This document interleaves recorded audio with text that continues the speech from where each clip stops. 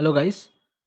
So, this is the class 6 of General Geology, and we will start with theory of plate tectonics.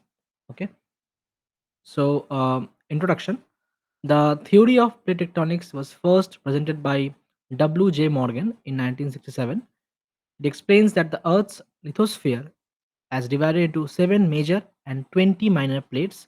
So remember, these are the major plates: North America, South America, Africa, Eurasia, Asia, Antarctic plates. Okay, so seven major plates, and there are 20 minor plates that float on the semi-fluid atmospheric as the atmosphere below. Okay, so these plates are actually lithospheric plates. Seven plates, seven major plates, and 20 minor plates are the lithospheric plates, which actually floats over the semi-liquid asthenosphere. Okay, so we have discussed lithosphere and asthenosphere in previous classes. Okay, so major plates are Pacific plate. This is the Pacific plate. This is the North America, America. This is South America, Eurasia, Africa, Indo-Australia, and Antarctic plate. Okay, so the 7 major plates, and minor plates are all there: Nazca, Philippines Sea, Cocos, Caribbean. So some examples can be given in exam. Okay. Now, key aspects of the theory. So, lithospheric plates, the Earth's lithosphere is divided into several rigid plates. Okay, these plates vary in size and shape and interact with each other at their boundaries. Right? Now, plate boundaries. So, discussed in details later. So, divergent. So, we have different plate boundaries like divergent plate boundaries, which the plates which actually goes away from each other. Then there is convergent plate boundaries, which actually converges or comes towards each other, and then transform plate boundary, which actually slips past each other. Okay, so where plates move apart, allowing magma from the mantle to create new crust. Example: mid-oceanic ridge is a divergent plate boundary. Convergent plate boundary, where plate collides, leading to subduction. One plate descend beneath another, or continental collision. Example: mountain building. Then we have transform boundaries, so where plate slide past each other horizontally. Example: the San Andreas fault. Okay, so just give you diagrammatic representation. So, we have two plates.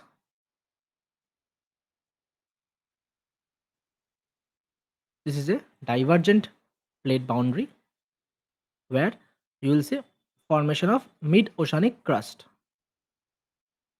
MOR. Okay. Then we have subduction plate boundary. I'll just draw you a 3D diagram also.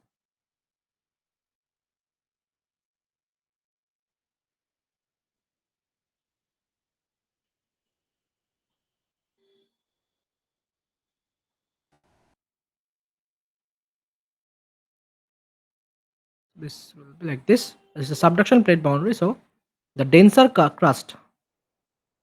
This is a convergent plate boundary. Okay, convergent plate boundary, and you should definitely draw the arrows showing. Sorry,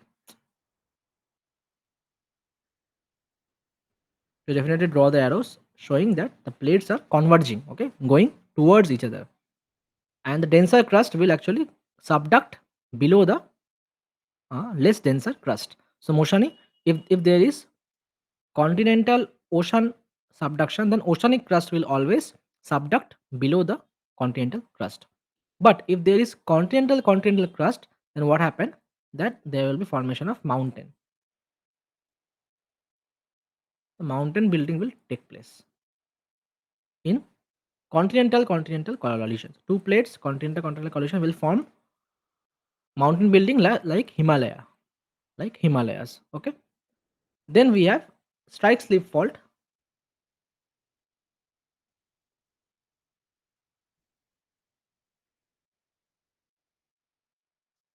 This is the strike slip fault,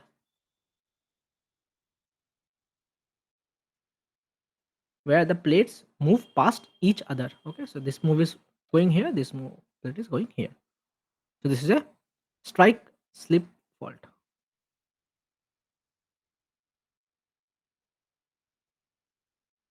or can be called as transform boundary.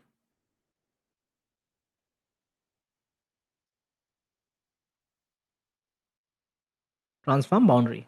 Okay, this one. right?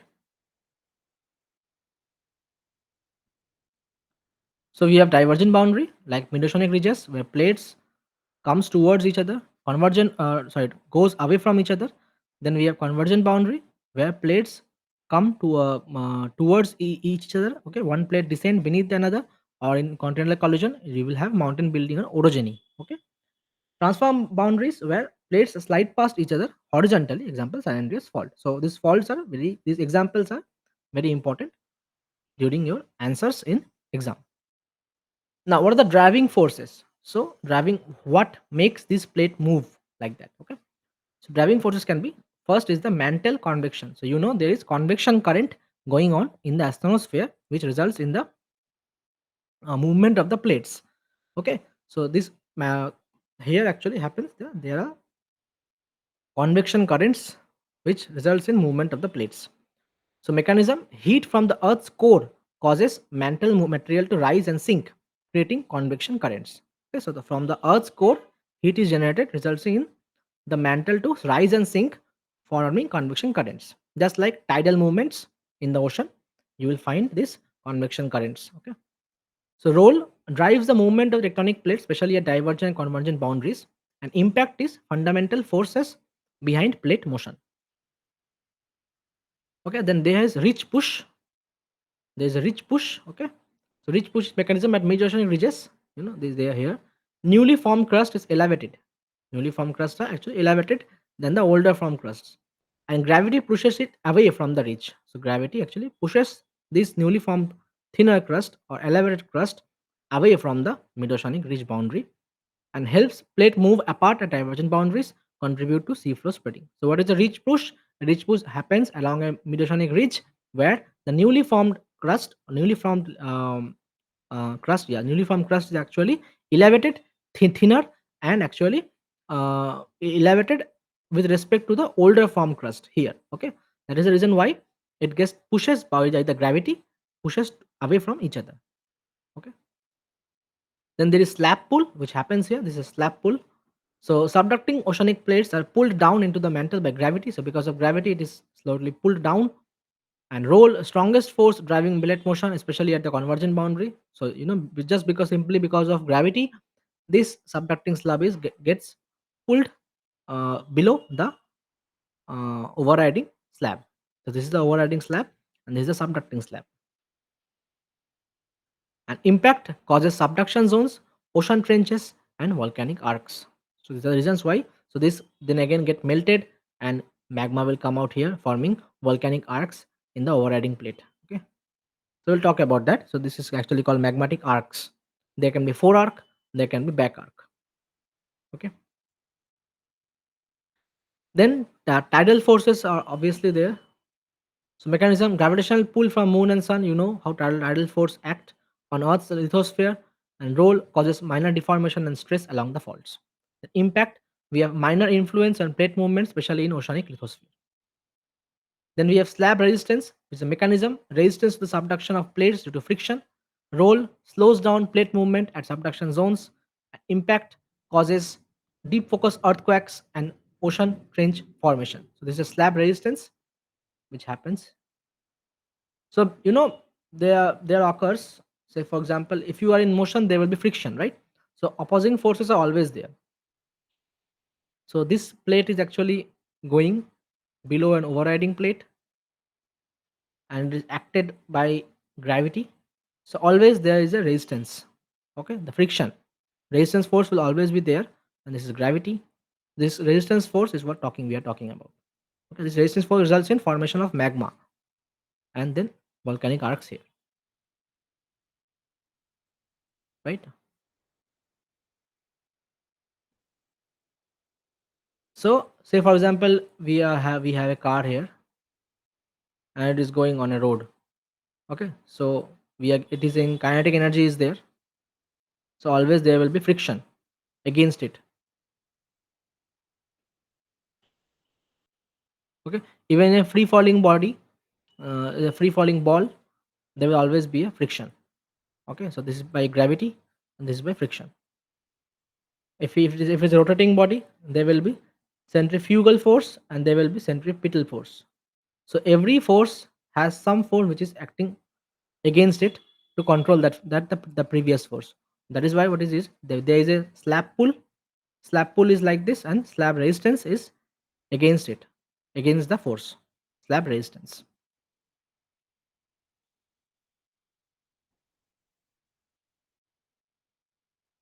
So this resistance results in subduction of plate due to friction, slows down plate movement at subduction zones, and causes deep focus earthquakes and ocean trench formation. Okay. Now, what are the evidences? So there should have been some evidences of these type of things. So there is paleomagnetism. We have magnetic strips that we have discussed before on the oceanic floor, shows evidence of sea floor spreading and magnetic pole reversals. Then we have sea floor spreading, which is mid-oceanic ridges, and the age of progression of the oceanic crust support the theory. Then earthquake and volcanic activity. The distribution of earthquakes and volcanoes align with the plate boundary. So mostly what we see in our geographical plates, that say for example Pacific rim of fire. Okay, so Pacific rim of fire. This is the Pacific Ocean, and along these zones we see a lot of volcanic activity, earthquake activity going on. Okay, this is Pacific Ocean.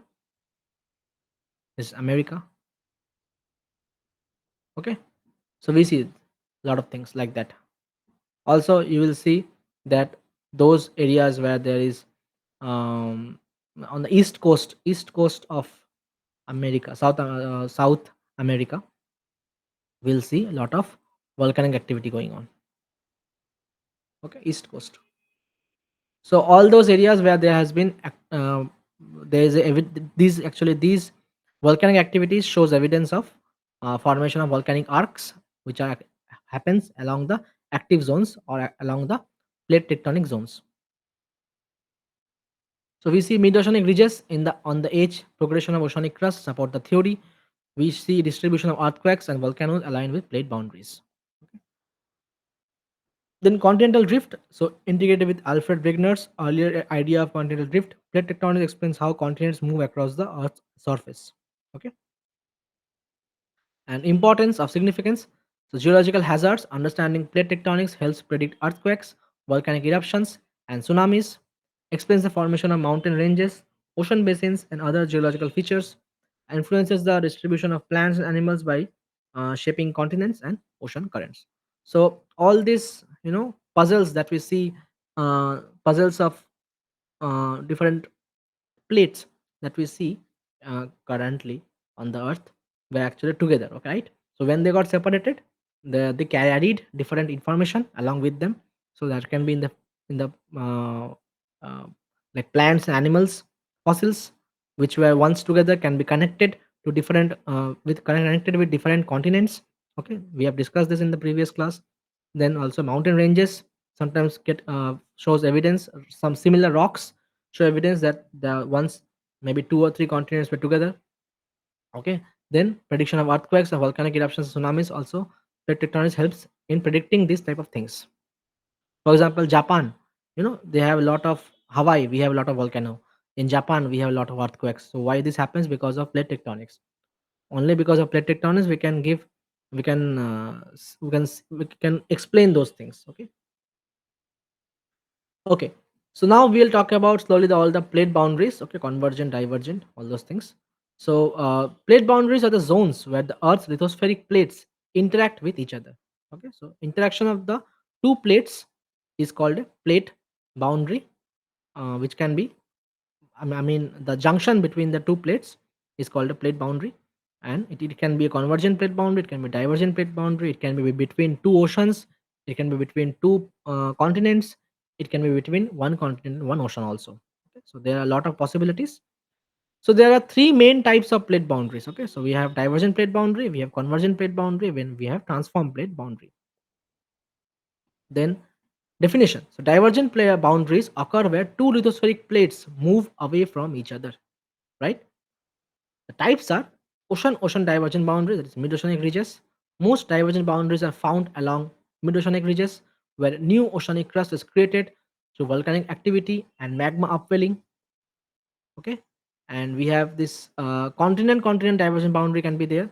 So we have rift valleys on land. Divergent boundaries can create, for example, East African rift. So if you see in the map, you will see a slight fracture on the east side of Africa, which is called as East African rift. And slowly, maybe some million of years after, you will see Africa is divided into two part. Okay, so this is the starting phase of the drifting, or which is called as a rift. Okay, two rifting of the same continent into two parts. The starting phase is called rift. When they drift apart, which is called as drifting. Rifting and drifting are both different things. So ocean convergent boundary or divergent boundary will give you mid-oceanic ridges, whereas continent divergent boundary will give you a rifting. Okay, rift valleys. This is a rift valley, you can see uplifted portion along the edges of the rift valley. This is the continental crust. Okay, upwelling magma. So magmatic activities will happen along the fractures, and this will form a valley or a basin. Okay, so this will call it intracratonic basin will form. Now, characteristics. So we'll have volcanic activity common due to magma reaching the surface. New crust formation. There will be formation of new crust leads to the spreading of the ocean floor. Okay, so especially in the mid-oceanic regions, we get to see the formation of new crust. In the continental rifting, we did not get to see the formation of new crust. Okay, but yeah, will often form a basin. Okay, so this will form a rift valley basin where sediments will get deposited. Then earthquake activity typically shallow and moderate in intensity. So earthquakes are quite shallow and moderate in intensity in a divergent plate boundary, but most prominent in a convergent plate boundary. Okay, so we'll talk about that. Characteristics of earthquakes seismicity at divergent plate boundary. So location occur where tectonic plate move away from each other, often at mid-oceanic ridges. Example: mid-Atlantic ridge. Depth earthquakes are generally shallow earthquakes. Okay, due to relatively less intense pressure between the plates. So mostly we get to see shallow type of earthquakes in a divergent plate boundary. The magnitude. Earthquake tend to be moderate in magnitude because the plates are moving apart, causing less compression compared to convergent boundary. So you know now that convergent plate boundary gives more dangerous earthquakes than divergent plate boundary. Divergent plate boundary earthquakes are simpler. Okay, very shallow earthquakes, moderate intensity. Okay, moderate magnitude. No, type of earthquakes. So these type of typically this actually form because of normal faulting. Why normal faulting? Because normal faults are always form in extensional region. Normal faults are always form in a extensional region. As the plates are pulled apart, frequency earthquakes are frequent, but usually not as destructive as those at convergent plate boundary. So what is a normal fault? You will always see a normal fault in a divergent plate boundary or in a extensional setting. Okay. So we have divergent plate boundary should be there. It should be an extensional setting. That means plates are moving away from each other. So we will see a normal faulting.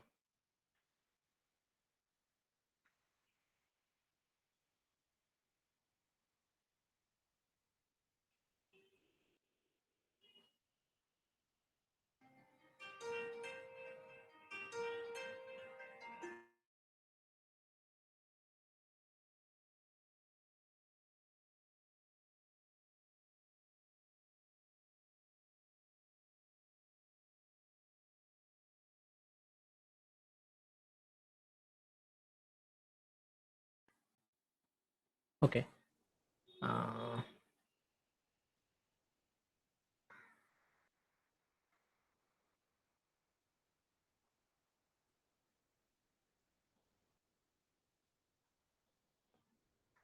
this is how it is. So it will form like this in an extensional setting. So this is a normal fault,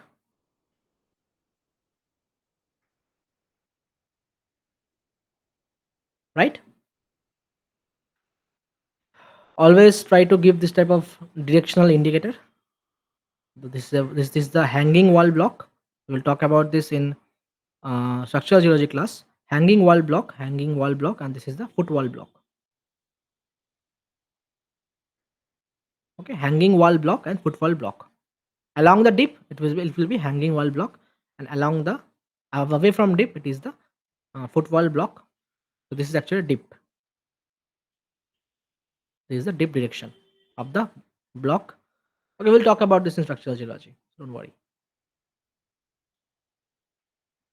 So we have normal faulting events as the plates are pulled apart, and the frequency earthquakes are frequent but usually not as destructive as those at convergent boundaries. Now we'll talk about convergent plate boundary. So a convergent plate boundary occurs where two lithospheric plates move towards each other and collide. So you can see two plates are colliding with each other, whereas the denser crust will uh, sink or go subduct below the less denser crust. Okay, so this is both continental crust. So you will see mountain buildup. Okay, mountain building will happen. So when two continental plates collide, they crumble and fold, forming mountain ranges. Example: Himalayas. No plate subducts, no volcanism, seismic activity is there. Okay, so in continental collision, no plate will subduct. So this what is this showing a subducting plate is actually not getting subducted. It is actually a false diagram. You will always draw it like both plate will crumble, fold, and form a fold mountain. Okay, like this. So fold mountain forms because of Himalaya is a fold mountain, not a volcanic mountain. Okay, fold mountain forms because of collision of two continental plate. And oceanic continental convergence. So there, if there are say one oceanic plate and one continental plate, so oceanic plate subducts beneath the continental plate. Why? Because oceanic plate is more denser than the continental plate, because oceanic plate is made up of mostly mafic rocks like basalts. Okay, so those rocks are actually very dense in contrast with the felsic rocks of the continental crust. So oceanic plate subducts beneath the continental plate, forming oceanic trenches, volcanic arcs, like example Andes Mountains, sometimes also fold mountains, andesitic volcanoes. Then ocean-ocean convergence. So heavy oceanic crust, so whichever crust is more heavier than the other will subduct beneath lighter oceanic crust, leading to island arcs, deep sea trenches, example the Mariana Trench, Japan Trench, Aleutian Island, Philippines. No orogeny will happen here, and we'll have calc alkaline and andesitic volcanism. High magnitude earthquake will happen. Here. Okay, so you can see this is the denser plate going down. This is the Benioff zone. We call it Benioff zone here, and this is a rising volcano forming a continental arc or volcanic arc depending on the oceanic plate. If this is a continent, it will form a continental arc. If this is an oceanic plate, it will form a volcanic arc, or also called as island arc. Okay. So this is the accretionary wedge. Accretionary wedge means sometimes you get scrapped materials from. So this is actually going down, right? Going down along this way. So some of the parts here will get scrapped and form a wedge-like sedimentary layer, which is called as accretionary wedge. And this is the trench. Okay, this area is called trench.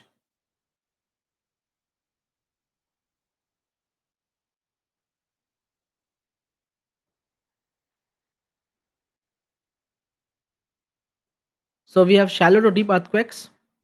So characteristics of earthquakes: seismicity at the convergent boundary. We have earthquakes occur at varying depths, ranging from shallow to deep, depending on subduction angle and the nature of the plates. So it can be shallow, it can be deep, depending on the angle. Okay. High magnitude. Convergent boundaries are often associated with large, high magnitude earthquakes due to the immense tectonic stress. So we have high amount of earthquakes going on. Frequency is earthquakes at the convergent boundaries are frequent, especially in subduction zones where plates slide past or collide with each other. We have strong and destructive. The earthquakes can be very destructive, as seen in the 2004 Indian Ocean earthquake due to the rapid release of energy from the plate movements. Okay, so these subduction zones are very earthquake prone zones. Okay, so you will see mostly Japan area is actually a volcanic arc area where it is completely near to a subduction zone, and you will see a lot of volcanic activity going on there and earthquakes going on there. Okay, then we have transform plate boundary. So transform plate boundaries occur where two lithospheric plates slide past each other horizontally. Okay, so there is no subduction going on. Horizontally, they will slide past each other. And characteristics are earthquakes. So transform boundary are associated with shallow earthquakes. Again, shallow earthquake due to friction between the plates as they slide past each other. No creation or destruction of crust will happen. Unlike divergent and convergent boundary, there is no creation or destruction of the lithospheric crust at transform boundary. So no new crust will form here. Okay, only one block will slide past another block. Simple as that. Then characteristics of earthquakes and seismicity as transform boundary occur where plates slide past each other horizontally, such as along the San Andreas fault between the Pacific plate and the North American plate. There is a San Andreas fault. You can also see that fault in a Google Earth. Okay, in Google Earth, if you see closely by zooming it, you will see San Andreas fault between Pacific plate and North American plate. Then there is depth. Earthquakes occur at shallow depth since the plates are laterally slipping past one another. Then we have magnitude. Earthquakes at transform boundaries can be of moderate to high magnitude, particularly when there is a buildup of tectonic stress along the fault. Then we have types of earthquakes. So we have strike slip faults dominate with lateral motion of the plates. Frequency earthquakes are common along transform boundaries and can occasionally be higher destructive, as seen in 1906 San Francisco earthquake. Okay.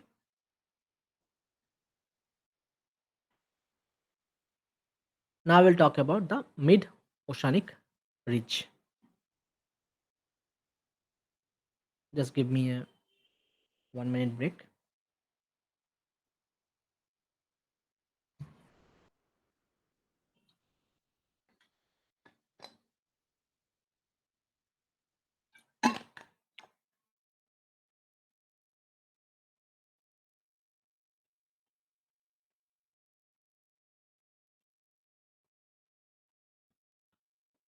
Okay, so mid oceanic ridge MOR. It is a chain of submarine mountains forming along the ridge. And the formation. So we have this uh, chain of mountains. So this is a ridge. Okay. And the formation created by seaflow spreading where tectonic plates move apart and the magma rises from below the Earth's surface, creating new oceanic crust. Okay. Characterized by so length and global distribution. So it is the longest continuous mountain range in the world, stretching approx 65,000 kilometers, found in all ocean basins and cover 12.5% of the ocean basin area. So it's a huge thing. Okay, mid-oceanic ridges are often found along our oceanic crust. Okay, so we have this crust here, lithospheric mantle here. We have decompression melting. Decompression, why? Because you can see this is very thick. Okay, and this is very thin. So because of thinning of the crust, there is pressure release. Because of pressure release, we will have melting of the mantle. Okay, so you will we have discussed this in igneous petrology class, where we have given different mechanism of how a melt can generate. Okay, by increasing temperature, lowering the pressure, addition of flux, all those things. So you can check that. Okay. So rising of solid ductile hot mantle gives a decompression melting, which results in formation of the magma here. Okay. Then structure and shape. So characterized by a central rift valley. So we have a central rift valley formed by tectonic plates pulling apart. Okay. Composed of a series of volcanic mountains and ridges, features steep sided ridges and fractured zones and increasing depth edge away from MOR. So if I give you a quick diagram of a melosonic ridge, it will look like this, a 3D diagram. So so it will look like this. There will be elevated part like this. Again, elevated part like this. There will be mantle upwelling here, and it will be a ridge shaped like this.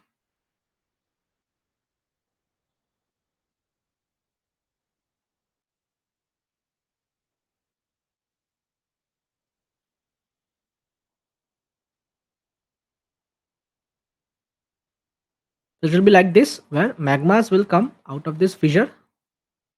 Okay. So mainly the plate is actually going away from each other, forming MOR. So this is MOR. mid-oceanic ridge, where mantle will produce melts and volcano will happen here. Newer crust will form in this zone and older crust will be pushed away as the plate moves away from each other. Okay, so this is a MOR, mid-oceanic ridge, where both are oceanic plate and oceanic plate, oceanic plate and oceanic plate. Only then only MOR will take place, where new crust will form, new oceanic crust will form, and older crust will be pushed away from each other.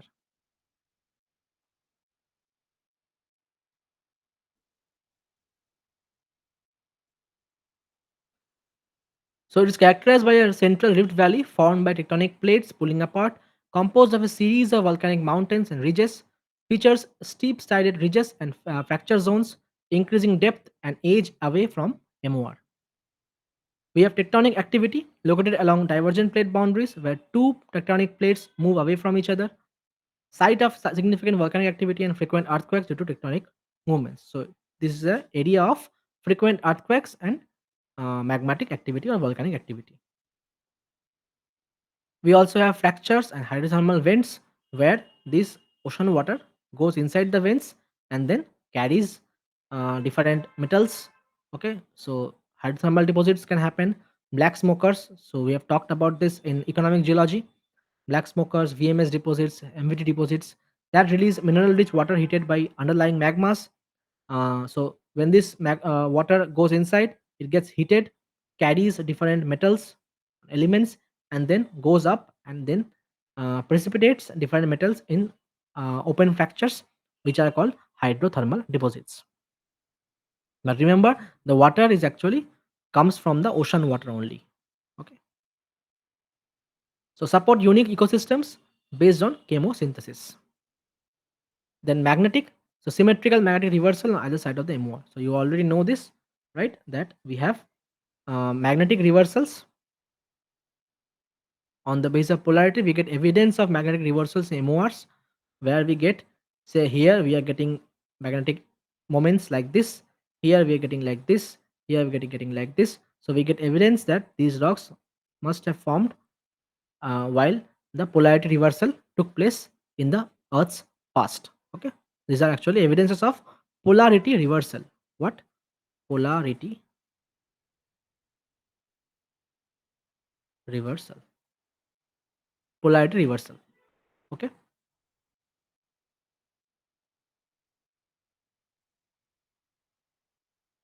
Now the significance. So we have biological diversity, home to specialized organisms, including tube worms, clams, and extremophiles that thrive in extreme conditions. Okay, so we have this kind of organisms living in MOR because it is a completely heated up zones. So warm temperature will be there. In an otherwise very cooled ocean bottom, the ocean bottom of along the mid oceanic ridge will be very warm and very hot. So organisms have to adapt themselves, those which are actually living there. So these organisms adapt. So specialized organisms will be found along the MOR. Ecosystems around hydrothermal vents are highly diverse and unique. Okay. Then we have mineral resources, a potential source of valuable minerals, including polymetallic nodules containing copper, nickel, cobalt, chromium, manganese, etc. Mostly sulfides minerals and other metals will be there. Interest in deep sea mining due to the abundance of these resources. So we have deep sea mining, which happens uh, for taking out important metals like copper, nickel, cobalt, chromium, which are found along the mid-oceanic ridges because of hydrothermal activities. Then scientific importance, so crucial for studying plate tectonics and understanding the dynamic process of the Earth's crust, proves insights into mantle convection, crust formation, and thermal structure of the Earth. Right? Then environmental concerns. So deep sea mining is a very dangerous technique. Okay, and human activities pose threat to the fragile ecosystem around the reach. So even not in reach, but the whole ocean ecosystem is very fragile. Any type of disturbance may lead to landslides. Underwater landslides may lead to underwater earthquakes. Okay, fracture zones. Many other things can happen. So those things have to be taken care of before doing any kind of extraction or mining activity. So need for conservation efforts to protect marine biodiversity, and maintain ecological balance. This was all about mid oceanic ridge. Now we'll talk about the subduction zone. Same content will be there: volcanic arc, island arc, Benioff zone, trench. So we have discussed this type of things in the previous to previous page, I think. So all those things will be there. Same images can be given in the exam if asked. Okay. So subduction zone. So a region where one tectonic plate dives beneath another into the mantle. Simple. So one plate is going down below another overriding plate. So the plate which is going down is called a subducting plate. The plate which is going up is called a overriding plate. Okay. So you can see this plate is actually going down is called a subducting plate, and this plate is going up is called a overriding plate. So we have the Benioff zone here. This is the Benioff zone, okay, where the subducting plate. So we call it Wadati Benioff zone. This zone is called, special name is given, nothing special in that. But it is a region of seismic activity with deep focus earthquakes that correspond to downgoing slab in a subduction zone. It is around 700 kilometer deep. So this is actually 700 kilometer deep, and mostly this zone is concerned with deep focus earthquakes. Okay, so Benioff zone earthquakes are called deep focus earthquakes, and which is related to the subducting slab. Okay, there is a trench. Trench is this one, trench. So there is a deep narrow depression in the ocean floor formed at convergent plate boundary where one tectonic plate is subducting beneath another. So the junction is called as trench. Okay, trench is again a wedge shaped body. Wedge shaped body is called a trench. So you can see this is a classic diagram, very good diagram where every information has been given. So ocean plate collision, it is showing. So we have oceanic subducting oceanic lithosphere, and this is ascending oceanic lithosphere. So we have this trench formation. We have accretionary wedge. Accretionary wedge forms because of when one plate goes below another plate, some parts get scrapped off. Okay, scrapping, scrapped off, and forms this sedimentary accretionary wedge. Okay. Then we have island arcs. So it is a curved chain of volcanic islands that forms along a subduction zone where an oceanic plate is being forced beneath another oceanic plate. So since this is going down, there will volcanic activity going on here, and it will form a magma chamber, and then a volcanic island or volcanic arc will form. Okay, this is a volcanic arc, and this is a forearc basin, and this is a back arc basin. Forearc basin and back arc basin will be here. Forearc means in front of the arc, and back arc means back of the arc. They will form two depression, which is called as forearc basin and back arc basin, and this volcanic arc has been formed because of magmatic activity. This slab has gone down. Okay, then there will be partial melting of this slab and results in volcano coming up along the fractures, forming island arc. We call it island arc when this is actually oceanic plate.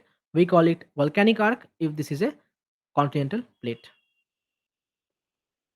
Then formation occurs at convergent plate boundary, involves at least one oceanic plate.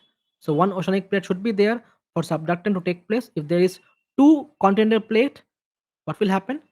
There will be orogeny, or what we call the Himalaya orogeny. Similarly, there will be formation of mountain. Okay, so mountain building will take place, and no subduction will happen when two continental cloud collide with each other. So one plate has to be a oceanic plate.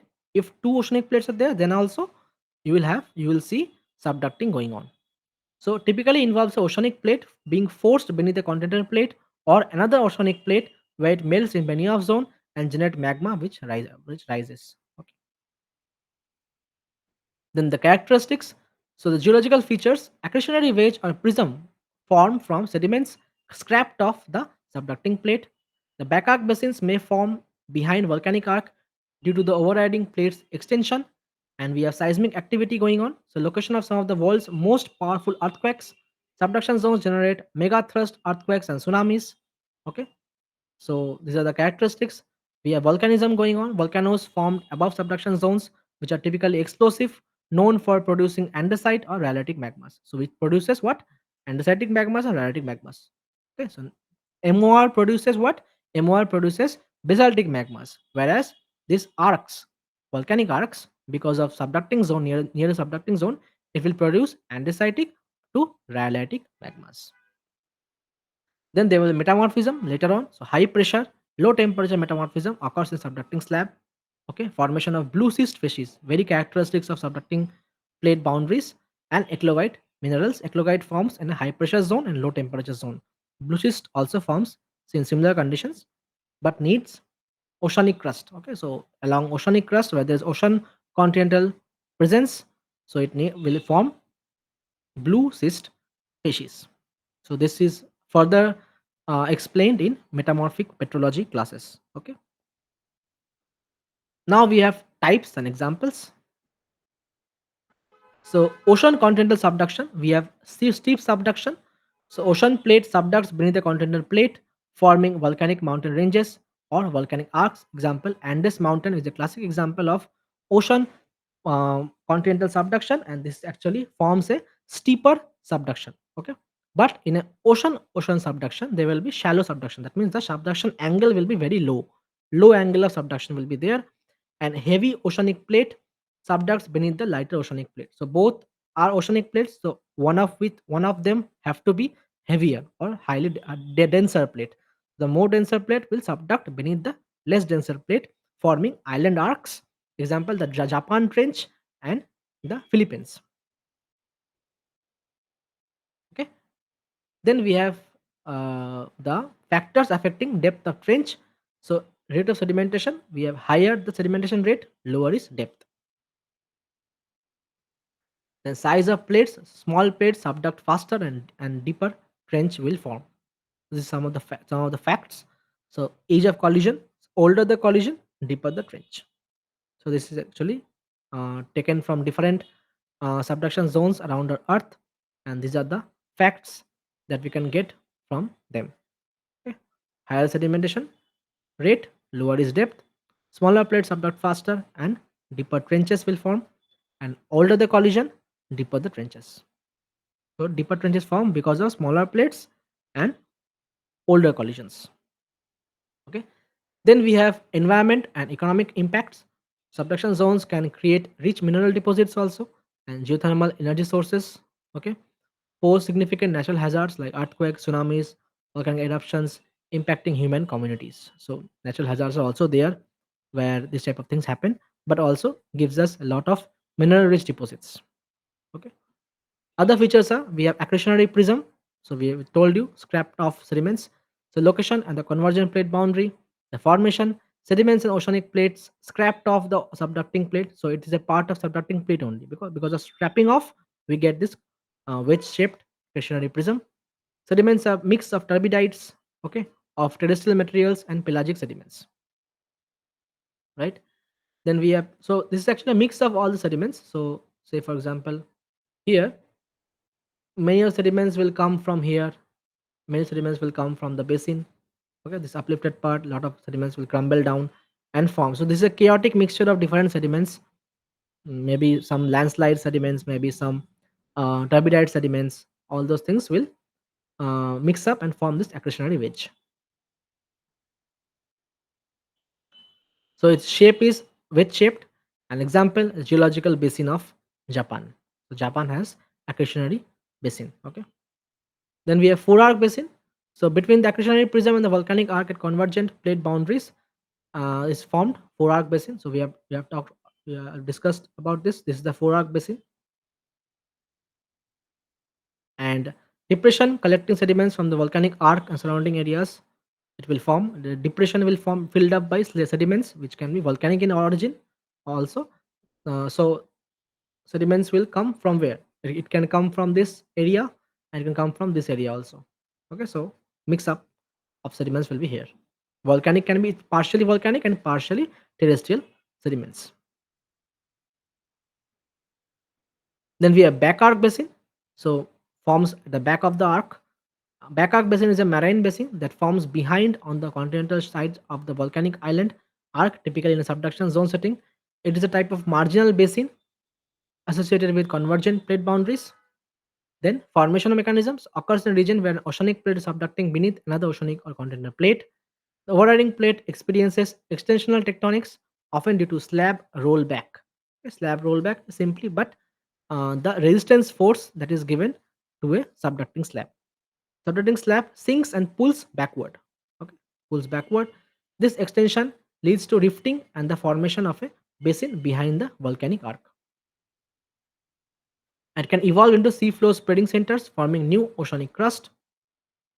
Okay, so this overriding plate experiences extensional because of slab rollback. So what happens is that since this slab is going down and this going up, so it will form a extensional setting here.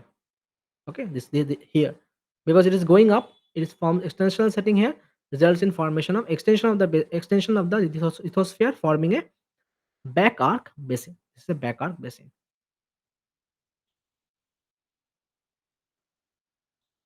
and this extension leads to rifting and formation of basin behind the volcanic arc, can evolve into seafloor spreading centers, forming a new oceanic crust. So this can form again a seafloor spreading center because of extension. If the extension goes on for ages, then it will form a new mid oceanic ridge like this spreading center. The key features, so the parallel to and located behind the volcanic island arc, often associated with high heat flow, rifting, high thermal activity will be there, can host active spreading centers. So it can become active spreading center or mid-oceanic ridge, or be inactive and sediment filled. Okay, volcanism and sedimentation are common within the basin. Okay, so this was all about the subduction zones. Okay, so this will be it for today's class.